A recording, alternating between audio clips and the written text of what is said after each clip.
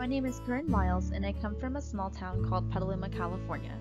Petaluma is known for its vast egg production and for many industries including poultry and dairy production, and for being home to popular brands like Clover and Rosie and Rocky organic chicken.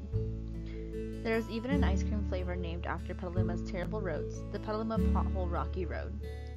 Sadly, due to the devastation of the North Bay fires, the Clover Stornetta Dairy faced a lot of damage and will have to rebuild. Petaluma also celebrates the Butter and Eggs Day Parade, where the community comes together to support and celebrate what makes Petaluma Petaluma.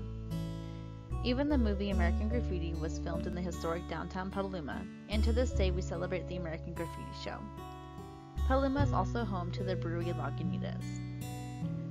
Growing up, I always showed a passion for animals and nature, and from a very young age was determined to become a veterinarian later in life.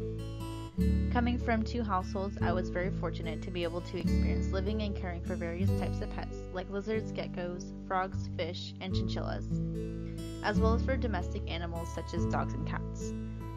There was never a time in my childhood where I didn't have some sort of animal in my life, and as I got older, I learned how truly special pets are, and how sometimes humans don't appreciate that and mistreat them.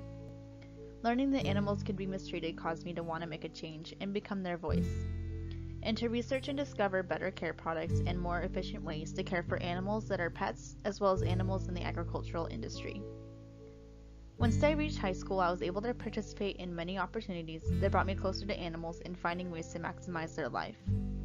I started out by signing up for as many classes as I could related to agriculture and animal care, and even ended up being able to have hands-on experience in a course called museum management. At my old high school, Petaluma High, we have a museum on campus called the Petaluma Wildlife Museum. The Petaluma Wildlife Museum all started when Hugh Coddington, founder of the Coddingtown Mall in the North Bay, donated their inventory to the Petaluma High School instructors in 1989. They had the intent to create an educational program that would benefit the community. The museum started small, but for nearly 30 years, the museum has hosted thousands of school classes and community groups teaching them about biodiversity, ecosystems, wildlife, animal adaptations, and natural history. The tours are conducted by trained high school students called docents and are developed around California state science standards.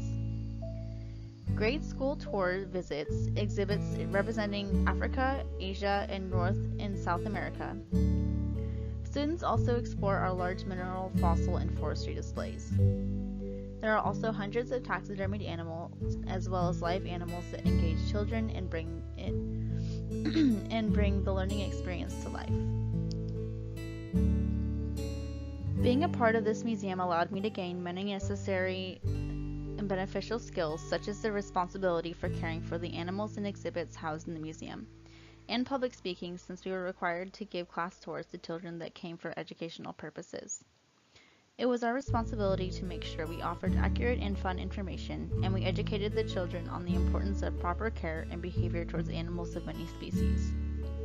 Being a part of an educational program such as this made me feel obligated to pass on the knowledge of treating an animal humanely and aiming to give them the best life they can have.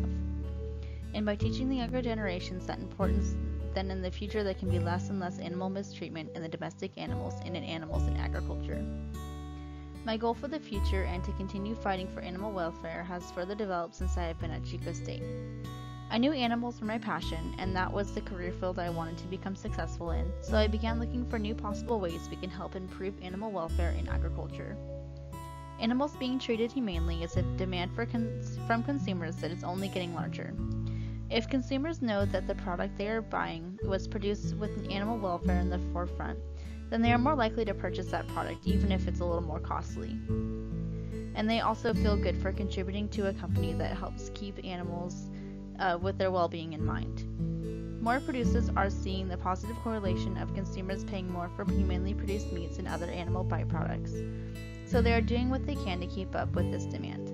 This creates many job opportunities to people like me, interested in fighting for animal welfare rights, while also helping the producer make the most profit and still running a sustainable operation. Animals deserve to be protected and to be given the fullest life possible no matter what. Animals can't defend for themselves, so it's up to us, people like me, to give them a voice. My name is Corinne Miles, and